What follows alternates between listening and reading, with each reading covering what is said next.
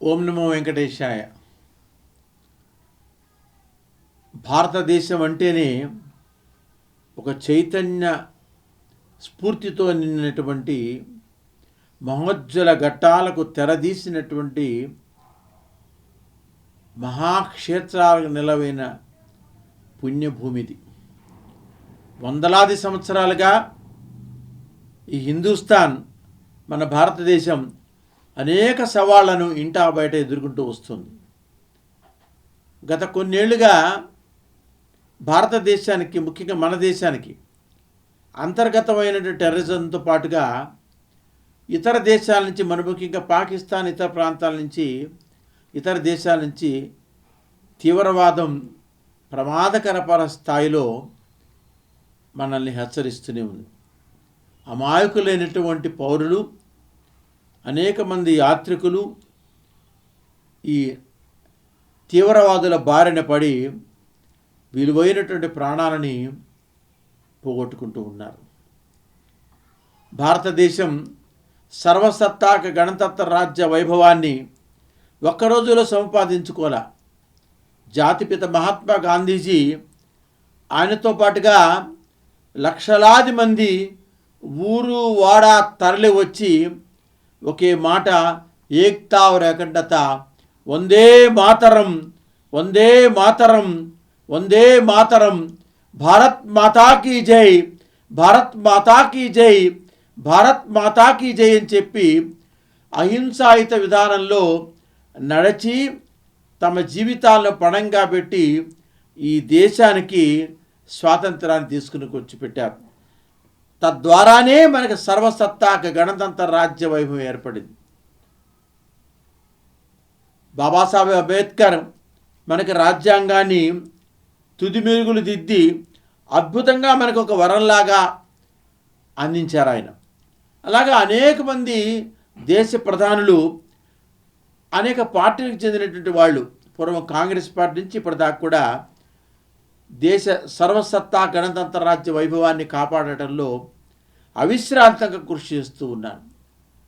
ఈవేళ మనం ప్రపంచంలో, మరి ముఖ్యంగా భారతదేశం సరిహద్దు ప్రాంతమైనటువంటి పాకిస్తాన్ నుంచి తీవ్రవాద పోటుని చాలా తీవ్రంగా ఎదుర్కొంటా ఉంది.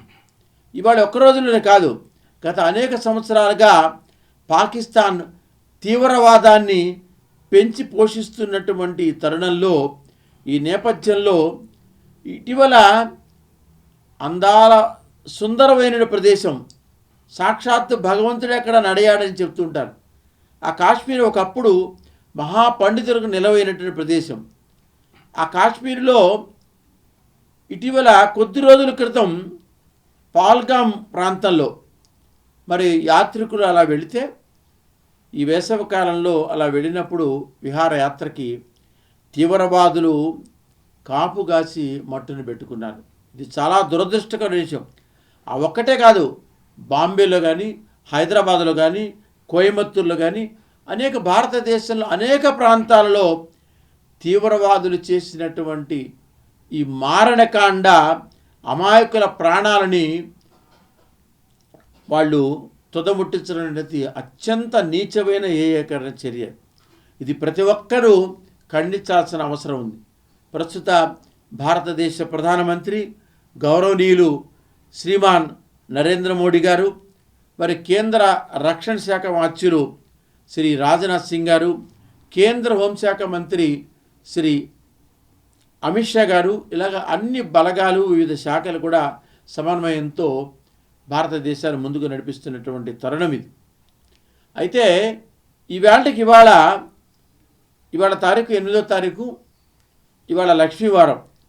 కొద్ది గంటల క్రితం భారతదేశ సరిహద్దు ప్రాంతమైనటువంటి పాకిస్తాన్కి భారత సరిహద్దు ప్రాంతం పూంచ్ జిల్లాలో దాదాపుగా ఒక 10-15 గంటల సమయంలోనే 45 మంది అమాయకులైనటువంటి ఆ భారతదేశ పౌరులని పొట్టన పెట్టుకున్నారు. ఇళ్లని తగలబెట్టారు. జనావాసాలపై పాక్ సైన్యం ఎక్కడి నుంచి దాడి చేస్తాం. ఆపరేషన్ సింధూర్ పేరుతో అనేక చోట్ల భారత రక్షణ శాఖ మరి దాడులు చేసి హెచ్చరికలు చేస్తున్నా కూడా వాళ్ళు ఏమాత్రం పట్టించుకోవట్ల. ప్రస్తుతం కేంద్ర మంత్రివర్గం, ప్రధానంగా భారతదేశ ప్రధానమంత్రి శ్రీమాన్ నరేంద్ర మోడీ గారు ఆధ్వర్యంలో కీలక సమావేశం ముగిసింది. ఎటువంటి పరిస్థితులైనా తీవ్రవాదాన్ని ఉపేక్షించకుండా గట్టి చర్యలు తీసుకోవడానికి కేంద్ర ప్రభుత్వం సమాయత్తమైంది. ఇలాంటి పరిస్థితులు మనం ఒక మారు ఎస్ట్రాలజీ ప్రకారంగా చూసుకుని ఉంటే మనం విశ్వావసనామ సంవత్సరంలో ఉన్నాం. గతంలో మనం సిటీ కేబుల్ ప్రత్యక్ష ప్రసారం చేసినటువంటి అంతర్జాతీయ ప్రసార కార్యక్రమంలో ఒక మాట చెప్పాం పంచాంగం ద్వారా. పంచాంగకర్తలు కూడా చెప్పి ఉన్నారు కూడా. ప్రధానంగా ఈ సంవత్సరం రాజు సూర్యుడు అవ్వటం వల్ల, రవి అవ్వటం వల్ల, భాస్కరుడు అవ్వటం వల్ల అనేకమైన పరిణామాలు చోటు చేసుకున్నారు. ఆయన సైన్యాధిపతి కూడా అయినాడు ఇవాళ. అంటే సరిహద్దు దేశాల మధ్య, రాజ్యాల మధ్య యుద్ధం చోటు చూసిన అవకాశం. ఇప్పటికే మనం ఉక్రెయిన్ రష్యా మధ్య యుద్ధం జరుగుతుంది, అనేక చోట జరుగుతూ ఉంది. ఇది పరిణామం ఎంత దూరం వెళ్ళే అవకాశం ఉంటుందంటే ప్రపంచ యుద్ధానికి దారి తీస్తుందేమో అన్నటువంటి భయాందోళనకి అనేక మంది వ్యక్తం చేస్తామన్నారు. మనం ఆగస్టు 15 లేకపోతే జనవరి 26 అంటే స్వాతంత్ర దినోత్సవ ఉత్సవాల సందర్భంలో కానీ, లేకపోతే గణతంత్ర రిపబ్లిక్ నాడు మాత్రమో, లేకపోతే క్రికెట్ అప్పుడు మనం భారత మాతాకి జై అని చెప్పి ఫ్లాగులు ఊపుతున్నాం. అది కాదు. 24 గంటలు మనం కూడా ఈ భారతదేశ సార్వభౌమత్యాన్ని కాపాడుకోవడానికి, సర్వసత్తాక గణతంత్ర రాజ్య వైభవాన్ని కాపాడుకోవడానికి, త్యాగధనుల త్యాగాలను వృధా కాకుండా చేయడానికి ఈ దేశంలో ఉన్నటువంటి పౌరులంతా దాదాపు 140 కోట్ల మంది ప్రజానీకం అప్రమత్తులై ఉండాల్సిన అవసరం ఉంది. కేవలం ప్రభుత్వం మాత్రమే కాదు, వివిధ రాష్ట్రాల ప్రభుత్వాలతో పాటుగా, ముఖ్యంగా మన రాష్ట్ర ముఖ్యమంత్రి గౌరవనీయ శ్రీ నారా చంద్రబాబు నాయుడు గారు, ఉప ముఖ్యమంత్రి పవన్ కళ్యాణ్ గారు, లోకేష్ గారు, ఇతరత్ర మంత్రివర్గం అంతా కూడా మరి కేంద్ర ప్రభుత్వం ఆదేశానుసారం ప్రజలను అప్రమత్తం చేస్తూ ఉన్నారు. మనకి మనంగా కూడా ఎవరికి మతాలు, కులాలు, వర్ణాలు అతీతంగా భారతదేశంలో ప్రతి పౌరుడు ఒకటే, ఏక్తా ఔర్ అఖండత అనే నినాదాన్ని ముందుకు సాగుతూ ఈ దేశం మనది, ఈ దేశంలో అణువణువు మందే, దీన్ని రక్షించుకోవాల్సిన బాధ్యత మనది. ప్రకృతి వారిని, పర్యావరణాన్ని, వనరులని రక్షించుకోవడం, దీనికోసం సర్వశక్తులు తారపోయాల్సి అవుతుంది. అందుకనే అంతర్గతమైనటువంటి తీవ్రవాదం కూడా, ఈ నక్సలిజం కూడా అంతర్గతమైన తీవ్రవాదమే. అలాగే దాన్ని మట్టి పెడతానికి, తుదముట్టించడానికి మరి వివిధ రాష్ట్రాలు, ముఖ్యంగా కేంద్ర ప్రభుత్వం విస్తృతమైనటువంటి కార్యక్రమాలు చేపట్టింది. లొంగిపోయిన వాళ్ళకి పునరావాసం కూడా ఏర్పాటు చేసింది. ప్రజల్లో కూడా మార్పు రావాల్సిన అవసరం ఉంది.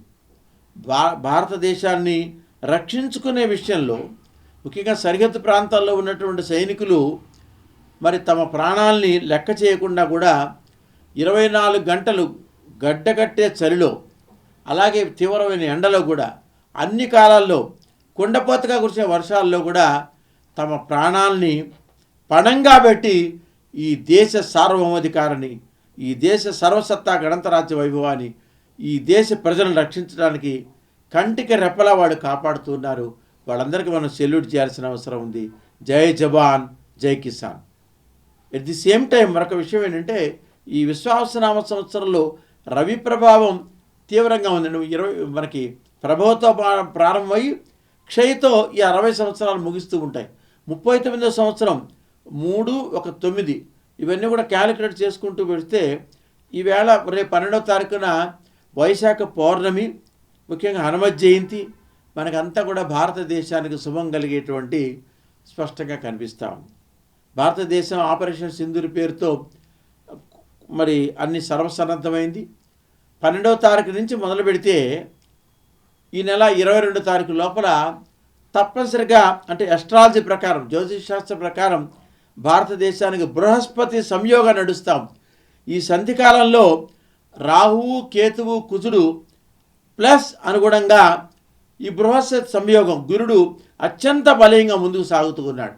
రవి ప్రభావం ప్రపంచవ్యాప్తంగా తీవ్రంగా ఉన్నా కూడా భారతదేశంలో ఈ బృహస్పతి సంయోగంతో నడిచి ముందుకు వెళ్ళడం వల్ల భారతదేశానికి అఖండ విజయం సమకూరే అవకాశం స్పష్టంగా కనిపిస్తూ ఉంది. త్రివిధ దళాలు అప్రమత్తమై ముందుకు సాగుతూ ఉన్నాయి. మనం అంతా కూడా చేయాల్సిన అవసరం, ఎవరిళ్లలో వాళ్ళు కూర్చొని, మనకి మతాలు వేరు కావచ్చు, ధర్మం అంతా ఒకటే, మానవీయత ధర్మం. ఎవరిళ్లలో వాళ్ళు కూర్చొని తమ ఇష్టదైవాల్ని ప్రార్థిస్తూ మన దేశాన్ని మనం కాపాడుకోవాలి. వీర సైనికులు వాళ్ళు కాపలా కాస్తూ ఉన్నారు. వాళ్ళకి ఆత్మస్థైర్యాన్ని నింపాల్సిన అవసరం ఉంది. అలాగే కేంద్ర ప్రభుత్వం గౌరవ ప్రధానమంత్రి శ్రీమాన్ నరేంద్ర మోడీ గారి ఆధ్వర్యంలో తీసుకునే అన్ని చర్యలకి మనం మద్దతు పలకాల్సిన అవసరం ఉంది. అంటే ఒక భారతదేశ పౌరుడిగా కాస్త కూస్త జ్యోతిష్ శాస్త్రం చేసిన వ్యక్తిగా, అంటే సాధన చేసిన వ్యక్తిగా, ఆధ్యాత్మిక చింతనవాడుగా నేను సిటీ కేబుల్ ద్వారా ప్రజానికి విజ్ఞాపన చేస్తూ ఉన్నాను. అప్రమత్తంగా ఉండండి. అప్రమత్తం అంటే కేవలం మన ఇంట్లో మనం అప్రమత్తమే కాదు, మన చుట్టూ ఉన్న ప్రాంతాలను కూడా అప్రమత్తంగా గమనిస్తూ ఉండాలి. వీటికి తోడుగా మనం కూడా కొంత త్యాగం చేయాల్సిన అవసరం ఉంది. మానసికంగా, శారీరకంగా కూడా కొంత త్యాగం చేయాలి. దైవపరంగా కూడా భగవంతుని సేవిస్తూ ఉండాలి. అందరూ కూడా అవసరమైతే తప్పనిసరిగా రక్తదానం చేయాల్సిన సమయం ఆసనం అవుతుంది. మరి ఇప్పటికే 2వ ప్రపంచ యుద్ధాన్ని చవిచూడడం జరిగింది.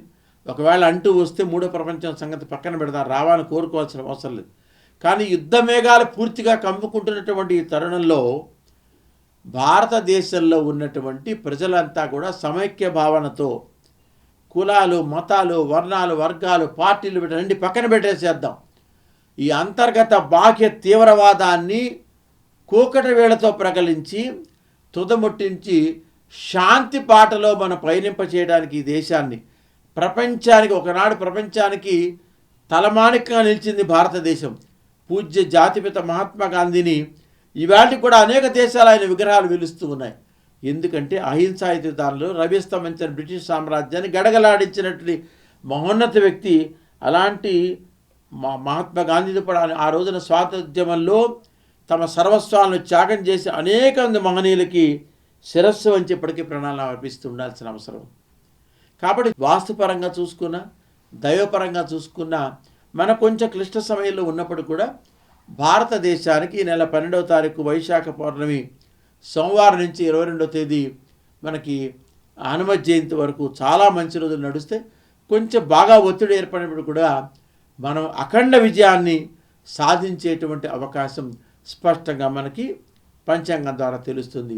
దీనికి నైతిక మద్దతుగా భారతదేశంలో ప్రతి ఒక్క పౌరుడు కూడా భారత్ మాతాకి జై కేవలం ఊరక నినాదం మాత్రమే కాదు, ఆచరణాత్మకంగా మనం కనుక ముందుకు సాగితే పరమాత్మ అనుగ్రహం మనకు తోడై వీర యోధులు సైనికులు చేస్తున్న కృషి, త్రివదళాలు చేస్తున్న కృషి ఫలించి పాకిస్తాన్ దుందుడుకు చర్యలు, వాళ్ళు చేస్తున్న మారణహోమం వాళ్ళ మెడకే చుట్టుకునే అవకాశం స్పష్టంగా ఉంది. అది స్పష్టంగా కనిపిస్తూ ఉంది. దానికి మనం అంతా కూడా కేంద్ర ప్రభుత్వం తీసుకున్న అన్ని చర్యలకి గట్టి మద్దతు పలకతో పాటు మరి త్రివిధ దళాల్లో ఉన్న సైనికులకి ఆకాశ, వాయు, అలాగే సముద్రజం అంటే ఆర్మీ, నేవీ, ఎయిర్ ఫోర్స్, ఈ 3 బలగాలు, మరి ముఖ్యంగా బార్డర్ సరిహద్దు భద్రతా దళాలు, ఇవన్నీ పారామిలిటరీ దళాలు, ముందు వీళ్ళే రంగంలోకి దూకేది. వీళ్ళు బాగుండాలి, వాళ్ళ కుటుంబాలు బాగుండాలి. ఇందాక కాశ్మీర్లో అక్కడ ఉన్నటువంటి ఆ ప్రజలు పాపం ఆపోతున్నారు. సరిహద్దు ప్రాంతాల్లో ఉన్నట్టు పాపం ఇళ్ళన్నీ తగలబడిపోయినాయి, కట్టుకున్న బట్టలు తరిపోయినాయి, ఆహారం కూడా కరువు అయిపోయింది. వాళ్ళు ఏమంటున్నారంటే శాంతి శాంతి శాంతి శాంతి కావాలి, ఇలాంటి మారణకాండ ఆగిపోవాలి, అందరూ బాగుండాలి వాళ్ళు కోరుతున్నారు. ఆవేదనతో ఆక్రందనాదం మనకి వింటుంటే చాలా మనోవేదన కలుగుతుంది. అందరం కలుద్దాం, భారతదేశ ఔన్నత్యానికి పాటుపడదాం. తీవ్రవాదం ఎటువంటి పరిస్థితుల్లో కూడా కూకట వేళతో పెరిగించి వేయాలా భారత ప్రభుత్వానికి మనం అండగా నిలవాల్సిన సమయం ఆసన్నమైందని చెప్తూ మరొకమారు వందే మాతరం, భారత్ మాతాకి జై సైనికులందరికీ సెల్యూట్ చేస్తూ ఉంటాను. ఓం నమో వెంకటేశాయ గోవింద.